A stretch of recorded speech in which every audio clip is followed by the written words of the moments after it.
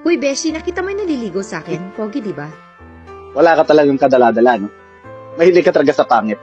Ang dami-dami pangit sa mundo. Yung pinakapangit pa talaga yung nagustuhan mo. Wow, kung makapangit, makinis ka. Ang pogi kaya. Eh di pogi na siya. Babaero naman. Paano mo naman nalaman? Close kayo? Inistok ko. Nakikipag-chat sa'yo. Ang gamit private account ng TikTok niya. Ano yan? May tinatago? To naman, baka ganun lang talaga siya. Ay puta, wag ako.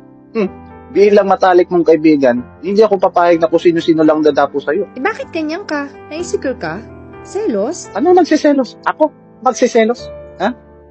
Kachat mo lang yung hindot na yan. Ako kausap mo umaga o gabi. Bakit masyado ka apektado? Gigil na gigil ka dyan? Para kang sira. Ikaw kasi, pinahirapan mo ang buhay mo. Simple lang. Kung maghahanap ka ng tao kasama mo sa buhay, yung kahit hindi gwapo, malawak at malalim ang pangunawa, yung maiintindihan So ka. sino naman? Saan ko naman mahahanap yun? Eh dito, kausap mo. Maybe this time